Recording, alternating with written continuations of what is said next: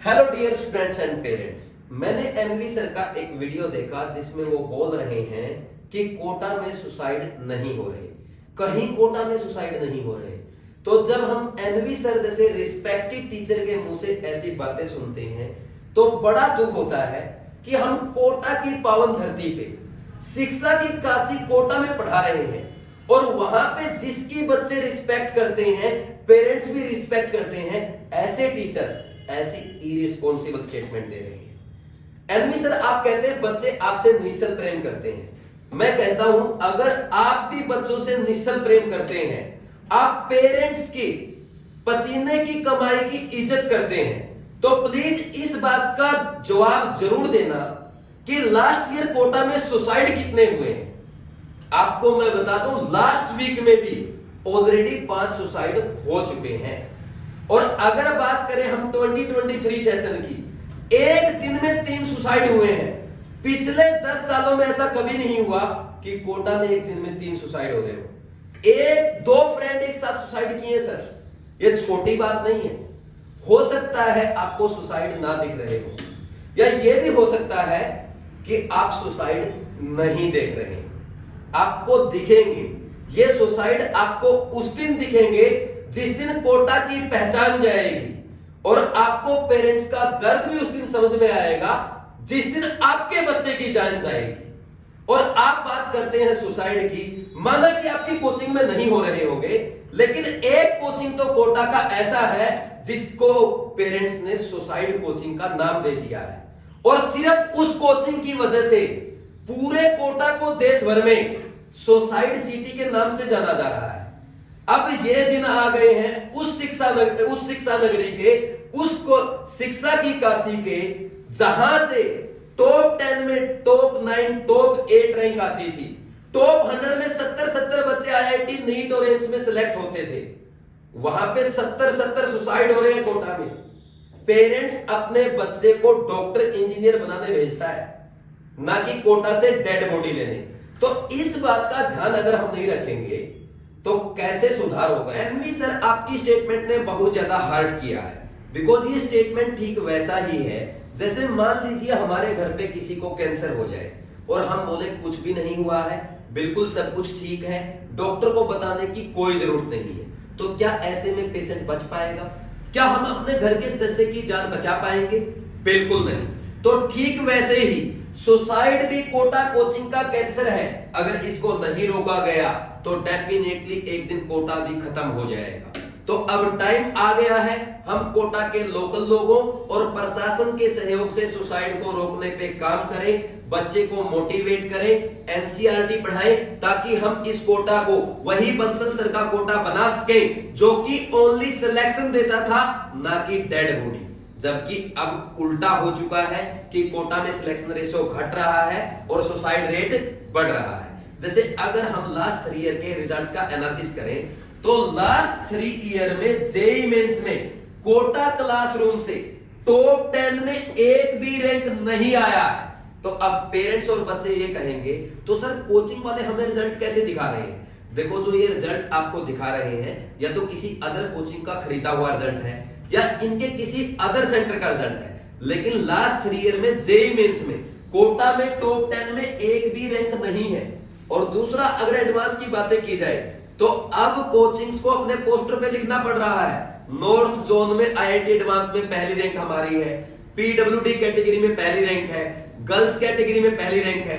एक टाइम हुआ करता था पुराना, आईआईटी एडवांस में टॉप 1 2 3 रैंक कोटा क्लासरूम से, वो टाइम अब जा चुका है, वो किसी को ध्यान नहीं है। वैसे ही अगर आप नीट के रिजल्ट का बात करेंगे तो लॉकडाउन से पहले नीट में रिजल्ट आता था, कोटा से टॉप 10 में 10 रैंक आई, 9 आई, 8 आई, 7 आई, टॉप 100 में 60 70 बच्चे कोटा से सिलेक्ट हुए।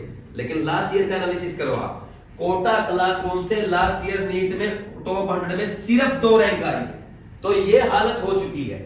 और ये हालत क्यों हुई है? क्योंकि कोचिंग वाले अब बच्चों को पढ़ाने पे नहीं, सिलेक्शन देने पे नहीं, बल्कि अपने बिजनेस पे फोकस कर रहे हैं, पैसा कमाने पे फोकस कर रहे हैं। उनको कोई फर्क नहीं पड़ रहा कि किसका बच्चा मर रहा है, किसका बच्चा सिलेक्ट। आप तो कहते हैं ना कि कोटा में बच्चे नहीं मर रहे। मैं आपको बता दूं, कुछ लोग ऐसे भी हैं जो टीचर्स को भी मारने की कोशिश कर रहे हैं। ये मेरे घर के खिड़की का फोटो है जिसमें आप देख रहे हैं कि अटैक किया गया है, और अटैक करने वाले के गुर्गों ने मुझे बताया है कि ये एयर गन चलाई गई है ताकि मुझे गिद्दड़ धमकी दे सके। तो गिद्दड़ धमकी देने वाले को भी मैं बता दूं, मैं सरदार उधम सिंह की धरती से आया हूं, मैं सरदार उधम सिंह की कौम से आया हूं, जिसने बदला 18 साल के बाद इंग्लैंड में जाकर लिया था। तो मैं ना नचाऊंगा न घुमाऊंगा, सिर्फ बदला लूंगा, और बदला ऐसा होगा कि आपकी पुश्तें याद रखेंगी। और एक सजेशन मैं आपको देता हूं, आप मरने से पहले अपने लाला को बता करके मरना कि आपने बीवाइल से पंगा क्या क्या लिया है, ताकि जब हम बदला ले उसको समझ में आ सके कि बीवाइल सही है। और अभी भी आपके लिए सुझाव है, या तो पतली गली से निकल लो, नहीं बदला हम कैसा लेते हैं, एक बार सरदार उधम सिंह की हिस्ट्री पढ़ लेना। और आपको बता दो, कोटा को खत्म करने पे जो आप तुले हो, पेरेंट्स के बच्चों की लाशों पे जो बिजनेस आप कर रहे हो, जिस आनंद में आप जी रहे हो, आपको यह बात भी उस दिन समझ में आएगी जिस दिन आपका आनंद जाएगा। उस दिन आपको हर पेरेंट्स का दर्द समझ में आएगा। आप कहते हैं ना टीचर को जो आपसे सजेशन देते हैं कि तू तो अपनी सैलरी पे ध्यान दे, बच्चे किसी के नहीं होते, तुझे पता चलेगा बच्चे किसके होते हैं जिस दिन तेरा आनंद जाएगा। तो मेरी ये बातें ध्यान रखना। और एनवी सर, आपसे भी रिक्वेस्ट है, आप ये वीडियो उस आदमी तक जरूर पहुंचा देना। आई थिंक आप मेरा इशारा समझ गए होंगे।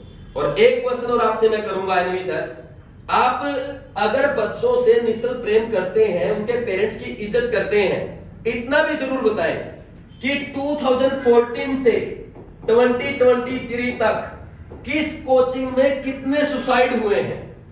अगर आप में हिम्मत है तो आप ये आंकड़ा जरूर लाएं। आप ये बात तो जरूर मानते होंगे कि सुसाइड 2014 से पहले हुए, उससे पहले कभी भी नहीं हुआ, क्योंकि इससे पहले मैं कोटा में पढ़ के जा चुका हूं और आप कोटा में पढ़ा रहे हैं, हम अच्छे से ये बात जानते हैं।